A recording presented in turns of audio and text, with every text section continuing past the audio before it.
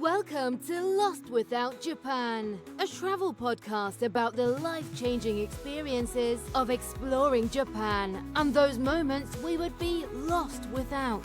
For your listening pleasure, allow me to introduce your very own Kanko Guido, Michael.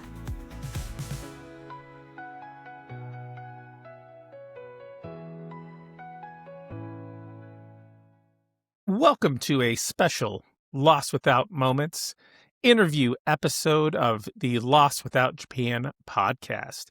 Our bi-weekly podcast is focused on getting you to Japan for your first visit or making your next adventure to Japan even better than your last. Today's special interview episode is in video and audio form, and bringing to you your TKIC Studio Director of Travel and Productions and all that stuff with a button-up shirt and a haircut, trying to make himself a little bit more, handsome and appealing as today's guest, Maurice, is. And give us some preview things of when, of what's ahead for his return to Japan in 2028. If things in his life finally let him start saving, as I recently found out, Maurice, that I'm going to be spending between $9,000 and $12,000, have my shower replaced. No, not the whole bathroom, just a shower, as things continue to go on for me. But hey, I'll have a shower, and that's good. So I just want to thank all of you joining us today. Just thank you for your time. And I hope this videocast, podcast, whatever you want to call it, finds you in a good place. And if you're new to this format, this show, welcome. You're in for a treat today. And if you're returning Lost Without listener, thank you for joining us again and returning once more. Maurice is with us today to talk about his project Dreams 2.0 and your opportunity to get some free previews by joining his mailing list. And it's not just, like these kind of preview things that's here.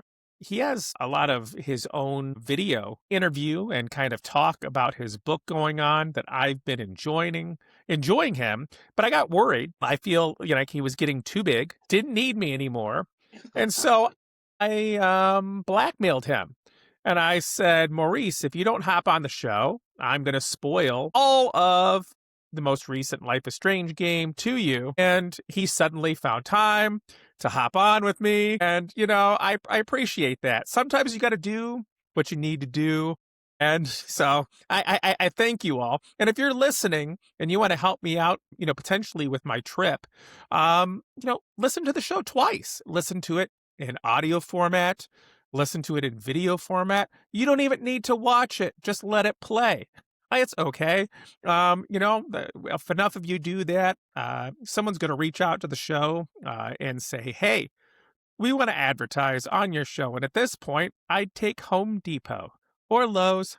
I don't care if they can help me get that shower going. But so, thank you. Thank you, Maurice, for joining me. I'm sorry for the, how far I went to get you back here today. But I do appreciate you joining us once again. Oh, absolutely. I always enjoyed talking with you. And remember, I was the one who sought you out initially. So, Hey, this is a narrative that I'm building here, buddy. Don't spoil this. Don't spoil this for me.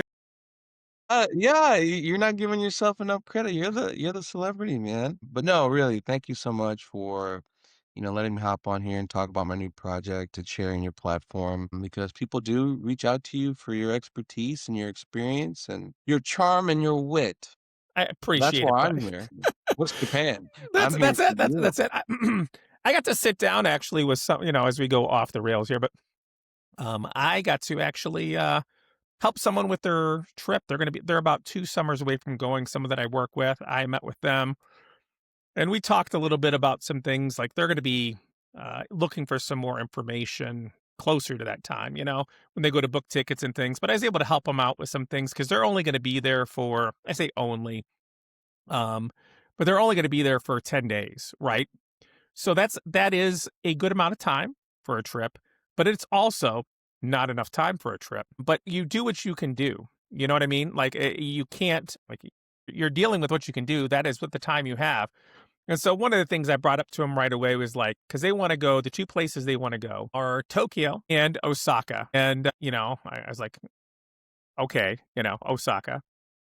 But it does have an amazing aquarium. Told them a little bit about that. They're like, this is going to happen. It gets you right, by Kyoto. There's a lot of good things about that location. They've never been to Japan, so Tokyo is a must. But just talking to them and saying, hey, if you can set it up to where you can fly into Osaka and out of Tokyo, or into Tokyo, out of Osaka, you're going to get more out of your trip because you don't realize how much you lose going from Osaka to Kyoto, or Osaka to Tokyo, or Tokyo to Osaka. When it's a loss of a day, you're only there for 10 days. That's giving up quite a bit. So they were And, the thankful first and about the that. last day are basically a bust. Yeah. The very first day, you're gonna be recovering from jet lag or just getting assorted, and then the last day is like, what can you really do? Because at that point, you either have to check out issues, luggage issues, and depending on when your flight is, it could be early in the morning, first day, last day, plus a relocation day in the middle, and then coming back. No, because I And mean, like you're down to almost like 8 days if you mhm, get that arriving and coming, right? And then if you are going from Tokyo to Osaka, you kind of are down to 7.5, seven and mhm. some change. So you don't want to go back the opposite direction and make it 6. You know what I Right, mean? and then for cities you've never been to before, just navigating comfortably and seeing the things you wanna do, 6 days, 6.5, 7 days is not enough for either of those places, let alone 2 of them, so, yeah. It's like, and I'm looking to help them out. I'm just like, hey, get your Suica cards, like here's the Taxi Go app. Here are some things to help you out. We'll talk when it gets closer, but it was just nice. They're like, hey, I got a free chicken sandwich out of it and some fries. Like that's, A hey, worthwhile trade. worthwhile trade. Maurice, I want to, before either one of us forget or we ramble, because we never do that. Oh, also, if you want more Maurice after listening to his YouTube recordings of himself, um, and you've put in your email address on what is on our page right here, the web page here in a moment. You've done all that and you still need more time.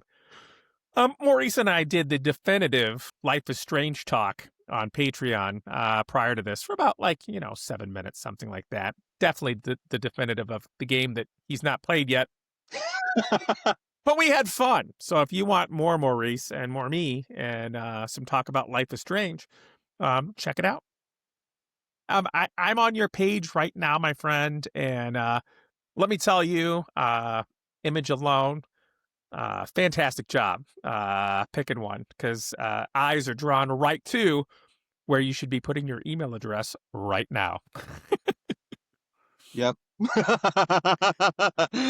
No, that's funny how that worked out, but the image is one of my favorites, the entire project, and, I knew that image was the second I took it was gonna be a hero image, and as the project was taking shape and I was, like, sequencing it, I just couldn't get this image out of my head, so it definitely became kind of like the hero image. It's the cover of the book. Um, it's probably my most used key art, I guess you could Yep. say, for my advertisements and any kind of posters or uh, Facebook posts or banners or anything like that. It's just it communicates so much of the story so well that there was no other image that could fit the bill and do as much as it's doing. And my friends, please go check out his videos on his YouTube because him talking about this image and when it was shot, oh, like gave me like goosebumps, like hearing about it. And I was like, like what a special moment shared between both of you. But just like hearing about that, fantastic. Yeah, so I know I scheduled out a lot of the kind of artist videos that I made for this. I forget exactly when that video that you just mentioned is supposed to come out. I know that the video where I'm introducing myself is out, and then also the video for what is Dreams 2.0, and I think that's probably that one in particular, people should watch before they watch any others. Um, but all the emails have been scheduled, so that's one of the perks of being on the mailing list. So you just a video talking about the project comes straight to your email. You get kept abreast of all that stuff. So another perk of being on the email list is that within the email community, when I do launch my Kickstarter, which should be coming up, I'll have it's solidifying, but it's coming soon. There'll be early bird specials. There'll be a notification of when that page actually launches. So if there's any kind of limited tier that you may want ahead of time, you can get that. Um, there's going to be a discount for people that are on the email list. So it really is, it behooves you to be on it because it's the best way to get the best deal and get the information first. And Maurice, they could totally join this mailer, get the discount, create a totally separate Kickstarter account, and then buy it at full price, and really support you. Like why wouldn't you do that? Why wouldn't you do that, my friend? I love it. I'm gonna be switching over here in a moment. I'm gonna choose our sharing things here. We're gonna get our share something else. Thank you so much. Ooh, behind the scenes here, you get the notes. The notes. Here, let me get this into a bit more of a, there we go. Better format here. And kick us off. I know you shared some of the images with me, hmm and I have a few going through. I'm happy to click through. You're happy to talk. Whatever you want to do with this, my friend. Yeah. Can we go back to the website real quick? You better Is that believe it. possible? Of course, for you, I I'm will. asking so much. Others, I'd be like, no, we're past this point, my friend. Past. Go on. Here we go. There we go, my friend. It's All got right. it back up for you. So one thing that I definitely want to kind of just mention very early on. Can you scroll down? Yes. Keep going. Keep going. I'll tell you when to stop. Oh yeah. So there's a mock-up of the book. I'm excited about that. And then if you keep going, keep going, keep going, keep going, stop right there. So, one thing that I wanted to kind of mention about this book as a foreigner, because I think the title of that segment on the page is called More Than Street. So there is I feel like foreigners who go to Japan or tourists who create these photo projects, there's a lot of just like standing around in public taking photos, right? And there is an at arm's length experience to Japan that I think a lot of people have. So we're getting used to the crossing, the people eating. They take photos of people outside the stall, the taxi driver, et cetera, et cetera. And those things are all striking images. I have quite a few, Japan or Tokyo centric photo books with those startling, very striking images around that. But one thing that as a filmmaker and writer myself, there's always a component that's exclusively human driven. And you really can't explore that if you're not getting close to these people. If you don't have any interaction with them, these people, for all intents and purposes, are just an idea that you're displacing on them of what you think Japan is because you have no frame of reference because you're not getting close to them.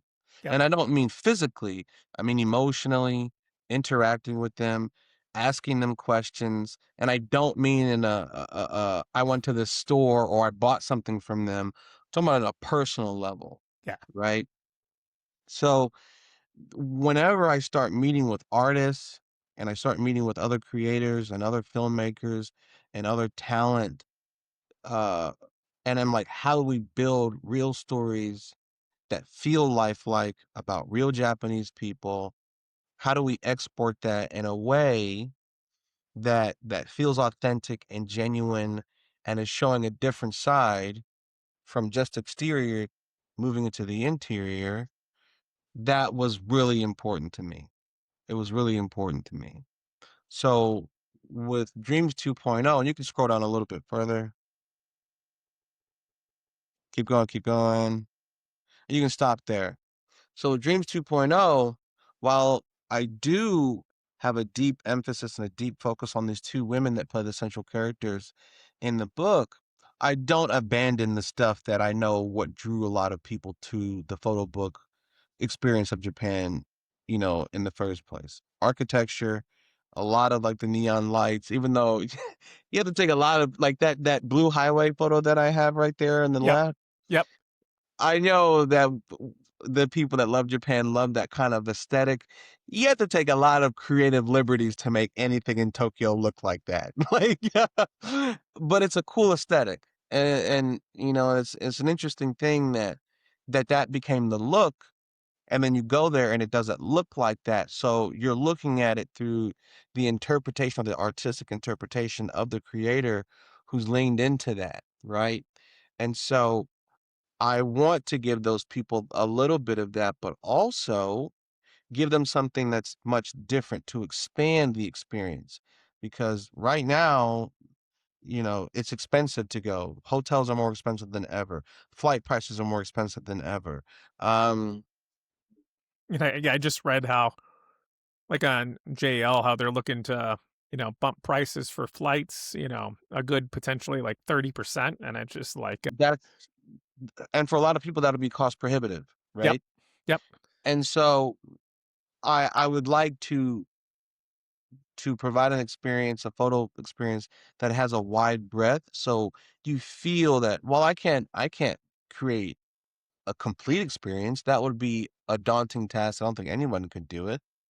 But one that's more nuanced, that's more varied, because I think that people are smart enough and they deserve that. So I'm trying to do something like even like the nature photos yeah. and these kind of like close up abstract photos. I'm trying to do something kind of cool. So I'm excited about that. I'm excited about that. If you scroll down some more, beyond me, past me, go. Oh, come on. You got to look at that. Yeah, Yeah. that's the whole thing. Look at that. And so just these close-ups that feel very human, that feel very personal. Um, I'm super excited about that. And then also if you go very, way to the bottom, like photos, this last photo right Yeah. here, I'm also doing kind of abstract art stuff that kind of like leans into the spirit and the identity of the project Dreams 2.0. This kind of like, I don't know, ethereal kind of space of existing in a big city, connected but not connected to people, and how dreams and the idea of not just pursuing one's ambitions, but also just like the fluid nature of dreaming, right?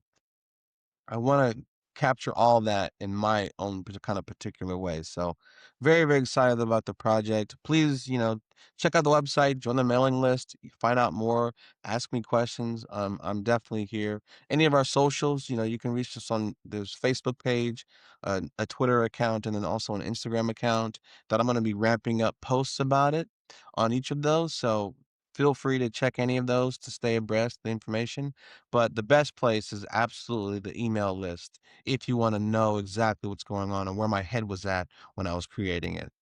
And I like the fact too that you uh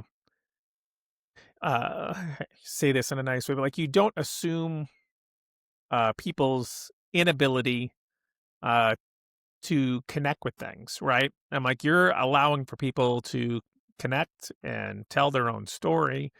And it's not just this like it has to be some sort of super short format, and it has to be completely laid out to you with a bunch of words going across what it is to Mhm. explain what's going on.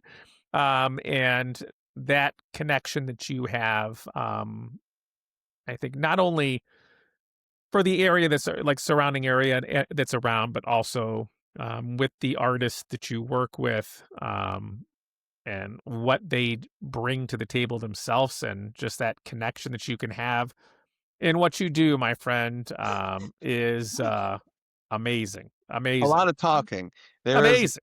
there's a lot of talking, and, the thing where talking and communicating is important is that the more you talk about your ideas and the more you share it, and even so, the quiet work with just yourself, the more you ruminate and you develop and flesh out your ideas, that way it's so much easier to kind of communicate to others, and then you're on the same page, and then when it comes to delivering a cohesive, concise project, because there's been so much dialogue and discussion about it, and because you are kind of like on the same playing field and the same page.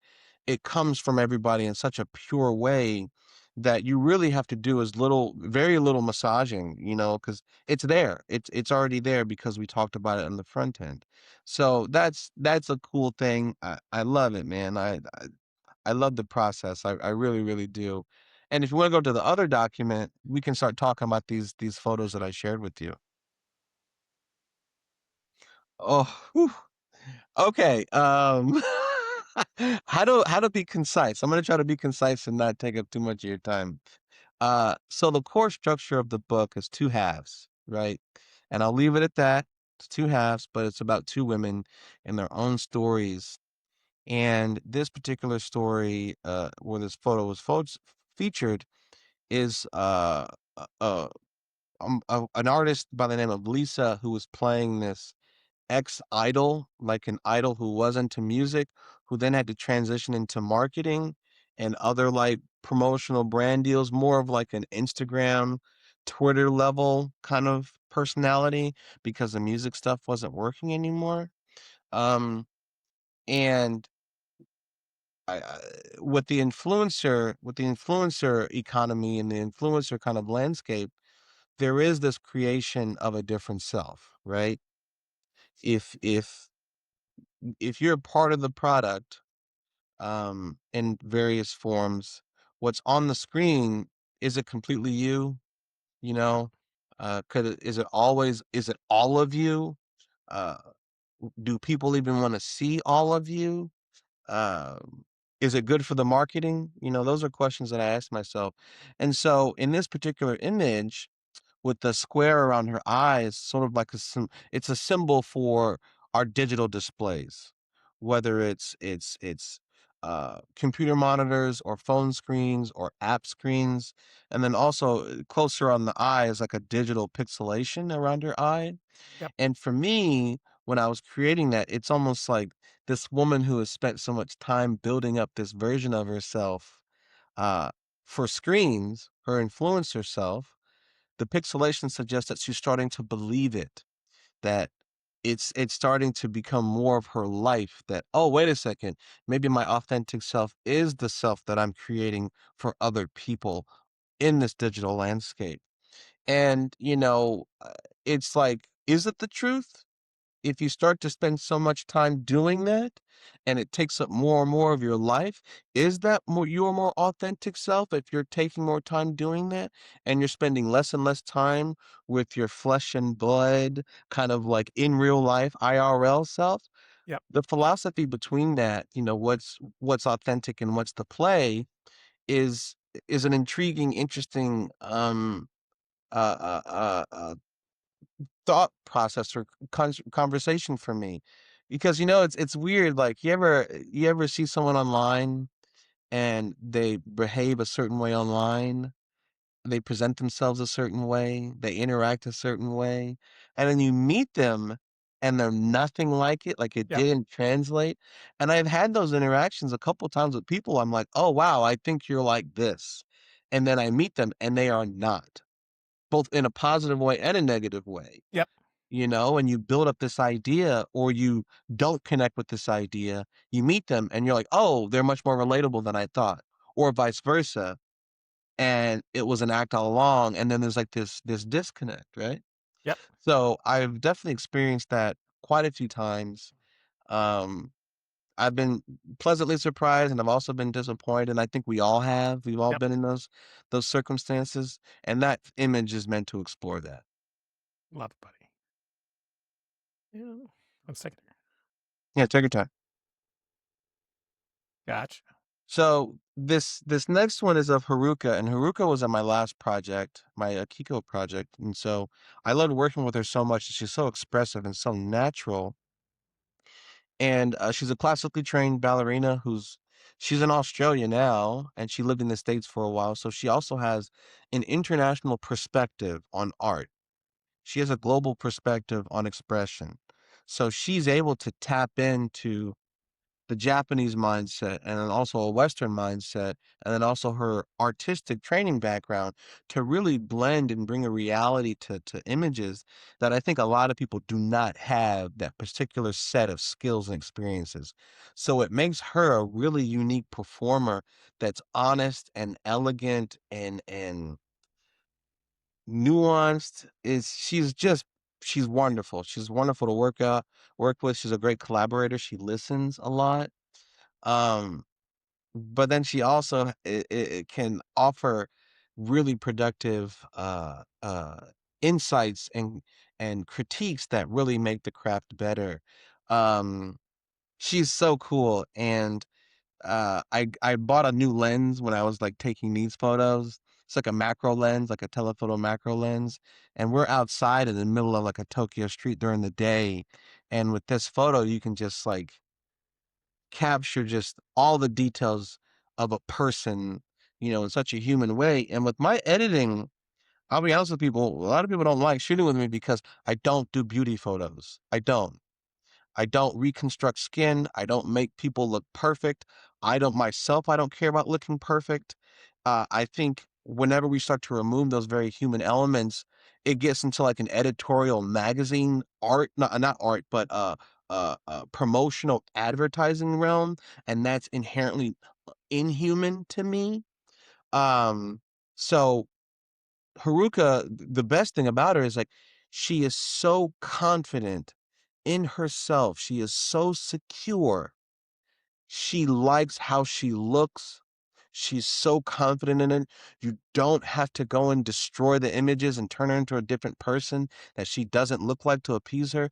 She's so happy with who she is, so content that I can take completely natural looking photos of her right in her face, and she gives honest looks, and it's rare because a lot of people don't like that, and also to piggyback on the digital thing, they take photos and they alter them to hell, and then you see them and you're like, you don't look like this at all. But if you see Haruka walking down the street outside of it being in black and white, that is exactly how she looks, 1000%. And to find a performer who is so comfortable with that one-to-one representation is not only a rare treat, but also as an artist who I consider myself a writer first and then a photographer, I get to tell genuine stories where my characters don't need to be tweaked, and I can just display a human, and Haruka can step directly into that. And it's a beautiful thing. It's wonderful. I think it ties into your concept too, I think buddy, just so. I because absolutely think so. 100%, because it's like, who you're putting forth, you have, like you said, two different people that you're representing, different stories going on, and you have that, like, very much love it. And so this is something that we explored more about the whole digital screen thing. And Haruka's character watches a lot of phone stuff. So um, we all do. We're all kind of attached to our phone to varying degrees. Obviously, if you've been to Japan before, if you've been on the train before, a lot of people are occupying themselves with Yeah. their phones. It's just part of it, and this is no exception. So this is an extension of that where we see her, and I'm not going to go into what she's looking at because that's in the book, but we see her just, this is part of her experience. And I think that I'm trying to say a lot that she's not just going to bed, it's not just a nighttime photo. It's also kind of suggesting that what she receives from her phone, what she chooses to view, is what's illuminating her life and her life view. Yeah. This is the source of information. The outside world right next to her is in a darker space. It's intentional. The screen is what's illuminating her her insights into the world and who she is. Um, and I love the photo and I'm not a pixel peeper by any means, but one thing I like about this photo is when I was editing it, you zoom in on it, right? And you look inside her irises and you see the little square, the rectangular square of a phone screen right in the center of her eyes. And it says so much to me. I think it's really, really freaking cool. Love it. Love it. All right, so this is Lisa, and this is the idol that she and you notice the date is 2019, right? So that's to imply that that's who she was in a previous life, right? And this was some marketing material from her former career, her former life as this idol pop star who's kind of like fallen off of that high, but into a different realm, but she's still accessible. And probably even more so now. Um, but this is kind of like a ghost of her former life. And this kind of tour ad, because it's interesting, like even though I listen to some Japanese music here and there, I'm not an expert by any means, and I also don't listen to a lot of there's nothing wrong with it. That's cool. Um I don't listen to a lot of like idol pop music. Yeah. I'm aware of a lot of it, and I'm aware of a lot of the bigger artists. Um so I caught it in an audible with my producer, who is also a photographer, and she's a photographer and a model, a former model in her own right, who's very talented. But she's also worked with a bunch of magazines and a bunch of like corporate clients when it comes to styling and fashion and clothing, and she's been a buyer before, and she is amazing. And so I reached out to her, I'm like, "Hey, look, I'm doing this pop idol thing. How do we make it look authentic?" And so she helped me with styling and the posing, and we went and took the photos, and then she's like, "Well, I'm a Japanese woman who lives in Japan. I'm aware of like the pop idol, how it's presented to people." Um, and so she designed this poster. I took the photo and I bought the clothes and stuff like that, but she designed this poster, and I'm like, "This is what I want. It has to look like this, blah blah blah." It's when she was like a pop idol back a long time ago, and now she's not. And she goes, "What do you think of this?" And I'm like, "This is absolutely perfect."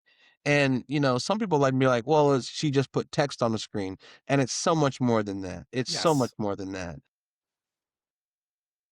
It's She part made it look part of the story. I mean, like, not to cut you, but like it's part of the story. It's not, absolutely. it's definitely not just slapping something on. Oh, absolutely 1000%. Because in my last book, Akiko, I did some Japanese text on my own. I can read a little bit. I can read a lot of the katakana. I can read a ton of that.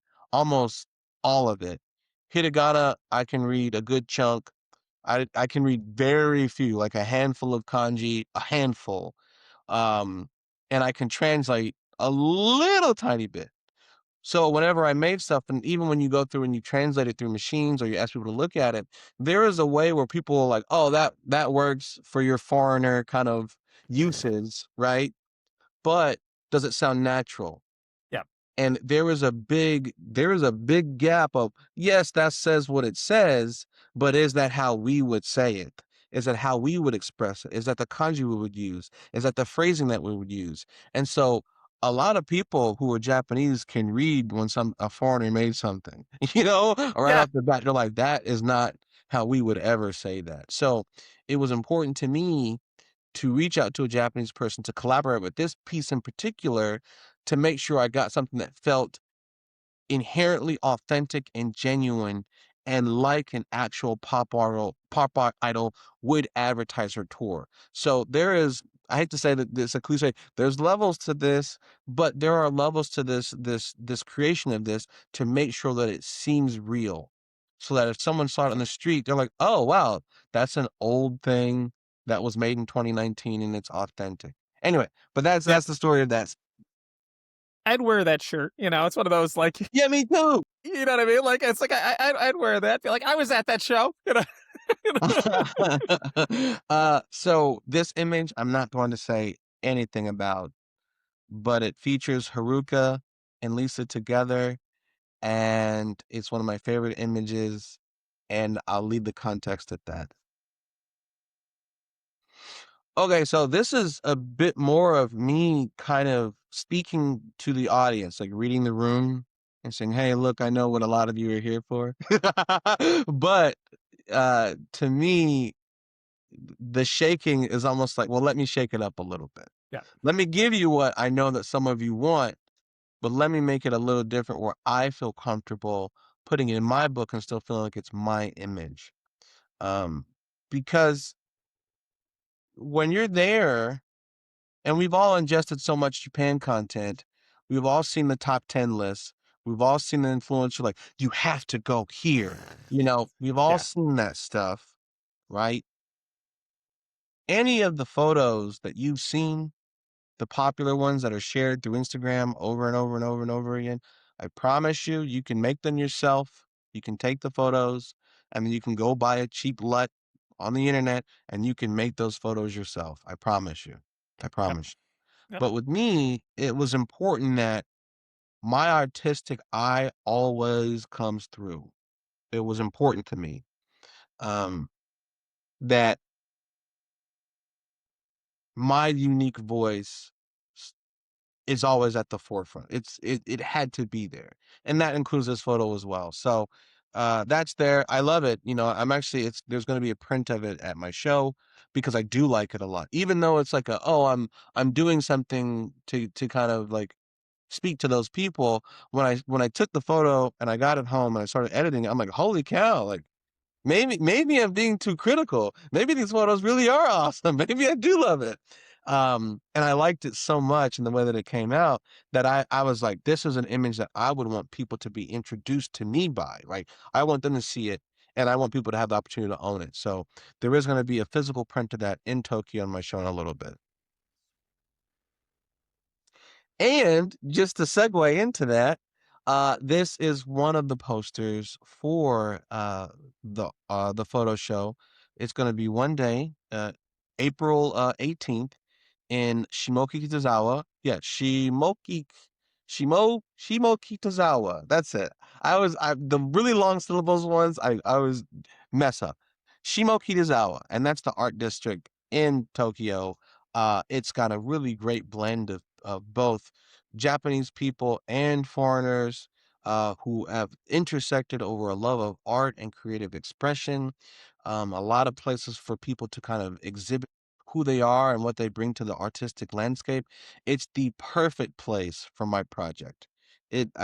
Whenever, like, there was a woman that I met named Kiana, who works in tourism, and I remember asking her, I said, "Hey, look, I'm thinking about possibly trying to do an exhibit. I know it's difficult to just be a foreigner and kind of get in there." And she goes, "You need to go to Shimokitazawa. That would be perfect for what you're doing." And when I narrowed in on that area, it all came together.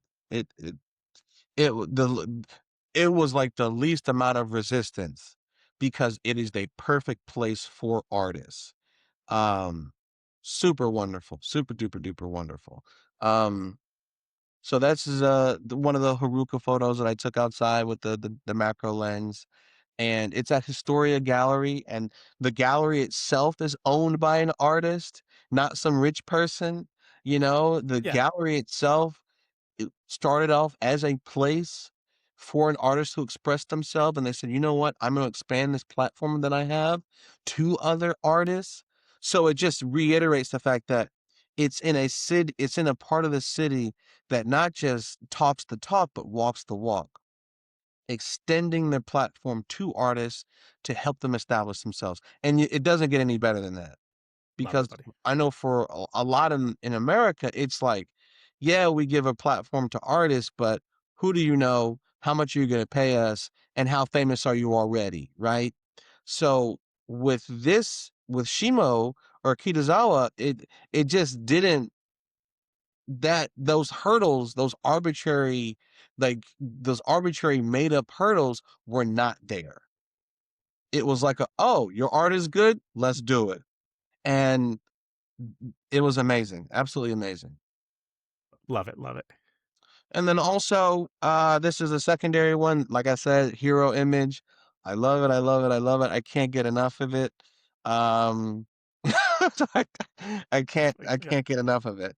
Um, and so I'm gonna end this kind of segment of me rambling about this with a couple more facts about the show, the poster, and everything.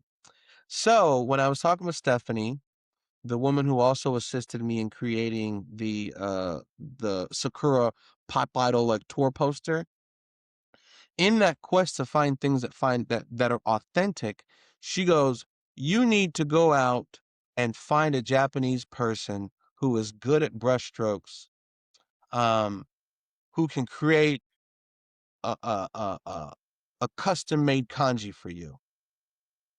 And I found a dude, his name is Tora, I believe, and he created this kanji, which is the kanji for dream, for my poster. And it's not a simple font. It's not some copy paste thing. Yep. This guy went out and created this for my show, my poster, Japanese dude living in Tokyo. And I remember he goes, "What do you think about this?" And it was perfect from the get-go. And I'm like, "It looks personal. It's mine. If you were to take this drawing and slap it on the internet, that exact drawing of that kanji is nowhere else." And It's awesome, man. It's it's like awesome. It's awesome. It's it's like awesome. you're like tattoo worthy now. Uh, it's awesome. And then also, I remember I showed that to Lisa, this poster, and she goes, she loved the part where it said Dreams 2.0, the photo show, the date, the kanji or whatever. And she goes, "I feel like you have something more to say." And I was like, "What do you mean?" She goes, there has to be like an underlying idea or slogan or catchphrase for this show." And it hit me immediately. Like I went away, I said, "I got you." And for me, not only is Dreams 2.0 a story about two women and following their dreams or whatever, Dreams 2.0 and the slogan Dare to Dream is also me rooting on myself. It's rooting on others. It's rooting on you, Mike. It's Yep, rooting yep, on your yep, listeners. yep. Dare to dream. Dare to bet on yourself. Dare to chase. Dare to do it. Dare to dream. There was no other slogan that could fit this project and this show. That was it. And it was the first thing that popped up in my mind because it encapsulated everything. It encapsulated the story, it encapsulated the characters, it encapsulated the act of finding the ability to do an exhibit in Tokyo as an American. Uh, Huge. Huge. it's it encapsulates it all, and I feel really freaking good about it. And how you can present yourself, you know what I mean? Hmm. And represent yourself for other things because like you've said, you are more than the Japan photo book guy or photo guy, right? Yeah. And there's so much to this that shows that in this project. You know what I mean? Like you could remove Japan completely from this. You know what I mean? Like 100%. Hmm. And this tells that story. And I think you being able to say, "Hey, I've had photo shows here, here, here," and you know what I mean? Like, like just lends more room for you to dream, buddy. You know what I mean? That's And send to you. yep, And yep. it's interesting. I When I came across you all those years ago, because we've known each other for a while now, Oh, what I was shocked by was here was this guy who found his own unique niche where he's offering his insight and he's offering value and exploring his interests. And more than anything else, you weren't doing it halfway. You were doing the thing. yep, yep, This yep. guy is going for it. And I think anyone who looks at what you're creating, your platform, who you reached out to, the connections that you made, the day trips that you build, You're not doing it halfway. Yeah. You are going for it. Should I say, dare I say, you're daring to dream. That's it. That's it, buddy. That's it. And it'll be 6 years as of this summer, and that's like, that's That's huge. huge. That it is. It is. Uh, And, to your credit, you've always been a huge motivator to me. And like, Mike is doing this. He's making connections. He's reaching out. He's getting another yes after yes after yes because people look at what you're doing. They see that it's authentic. They see that you're doing it in earnest and it's genuine, and you know what you're doing. It's not so much that you're like yeah. you're like Yeah. the effort. You also kind of know what you're doing. So Yeah. this momentum that you're building is really freaking cool, man. So please keep it up because I'm gonna ride your coattails.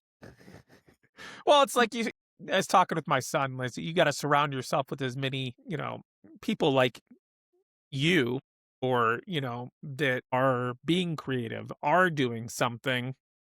And then the times when you're struggling, you're reinforced to like keep on going. You know what I mean? Like, hey, Maurice just did this. Like, yeah, I'm retiling my bathroom, but I gotta get back. I gotta get back out there and do this. It matters, man. It matters, and like what you leave behind is more, because, like you said, you're creating your own story with this. And like when we've talked, for the day trips or other things, like you make your own trip, you make your own adventure, choose your own adventure, from back in the day. And you get the most from everything that's here. We live once, so get the most you can out of it and leave behind as much as you can for others. Because that impact that you make, like, you don't realize it. You'll never realize it, but it's out there and it's happening, every day. It truly is. Again, you're always full of gems. Choose your own adventure, and I'm gonna piggyback on that too. Like a lot of your day trips. Your day trips are so specific and so unique. I can honestly say that with a lot of the and this isn't throwing shade at Yeah, content yeah. creators. I know what content creators are doing. They're trying to increase their views, increase their platform, you know, appeal to as many people as possible. But it also, in doing that, sometimes their messages can kind of come off a bit more generic, right? Yep. Whenever I've listened to one of your day trips, I'm always like Googling places and like, like looking it up. Like your camping one. I'm like, I didn't even know that existed, you know? Yes.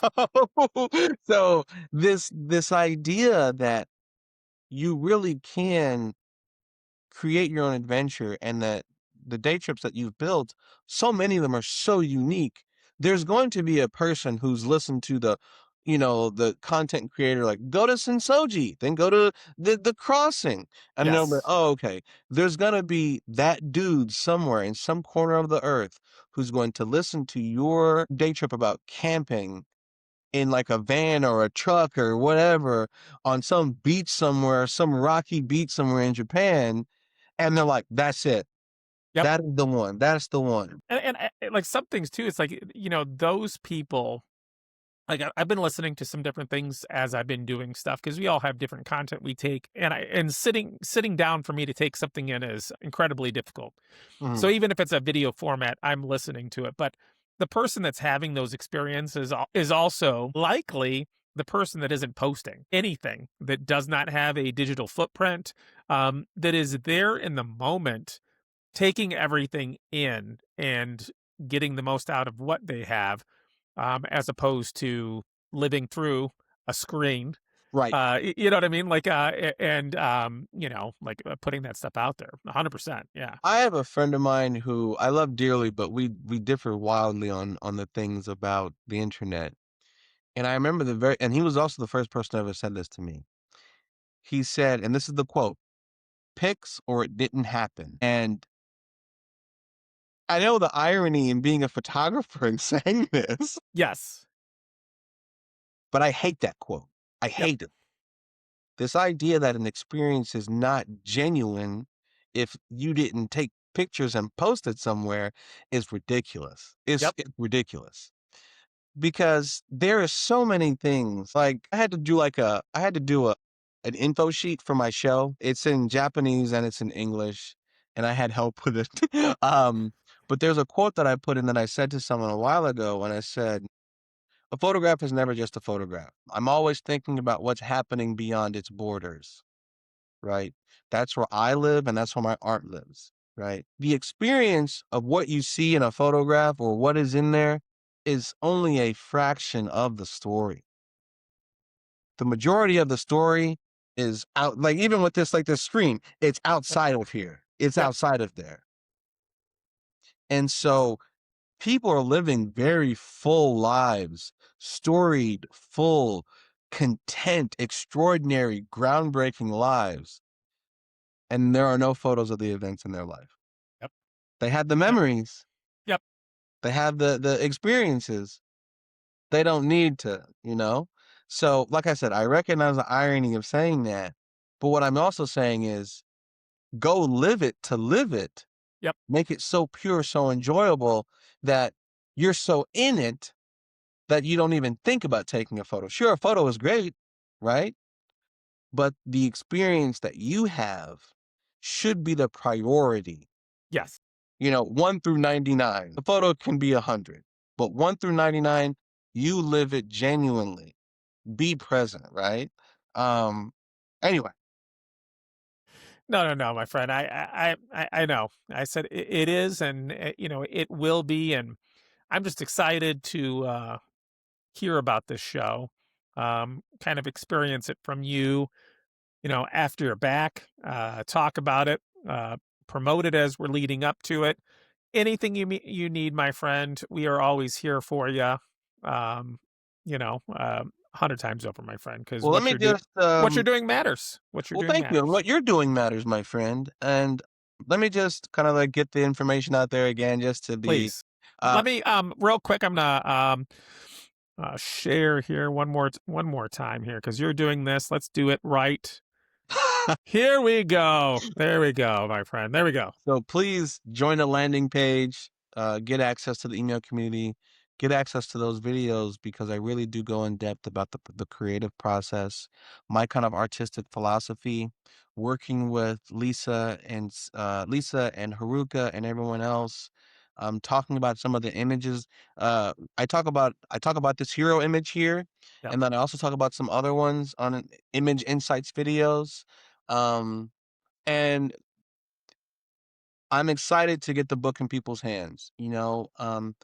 I know that everyone is kind of tightening their belt these days. So not only is the book going to be extremely affordable, in my opinion, it's going to be loaded with images that I'm extremely proud of. Um, and I think that people will really enjoy the experience. It's my most ambitious photo project to date, without a doubt, without a doubt.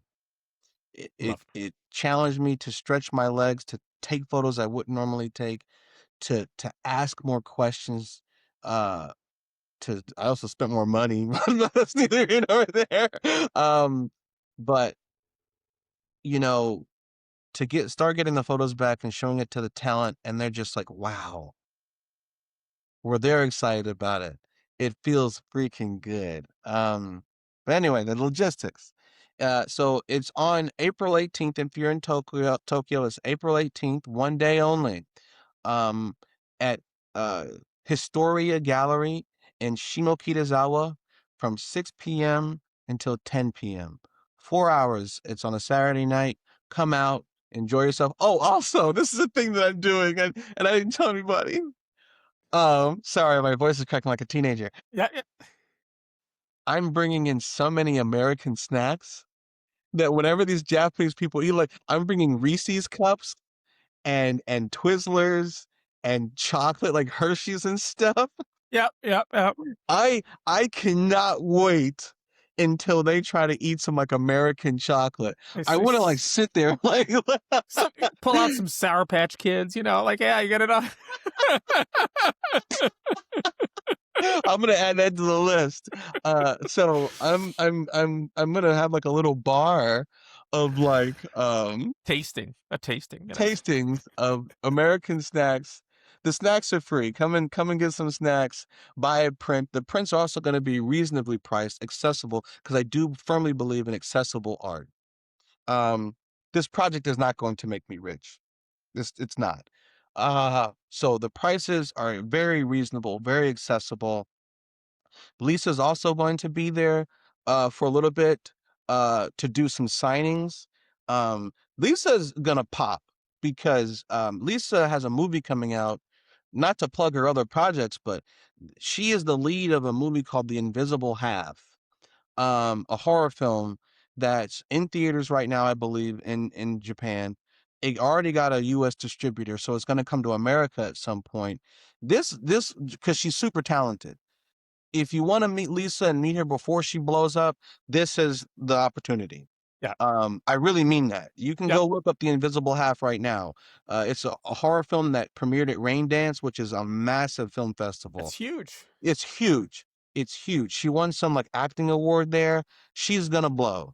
And I found her in that pocket where the movie was made but hadn't released yet. So she's like, and I'm like, oh, you ain't. I knew you win. I knew you win. So she is doing her thing. So if you want to meet her before she's inaccessible and get like a book signed or a print signed, this is the way to do it. So again, it's on April 18th, one night only, from 6 p.m. to 10 p.m. at Historia Gallery in Shimokitazawa, Tokyo. I really, really do hope to see you there. Love it, my brother. Love it, love it, love it. Thank you for your time, my friend. Thank you, listeners. Well worth your time every time, right? Right? We'd be like, yeah. but I'll never do that again. That's become our sign off now. We'll never not have it. But yeah. So to all of you out there, get your cat on, go play the new Life is Strange, and then follow back up with both of us later as we talk all about what's happened, because there's so much into that. But please join in.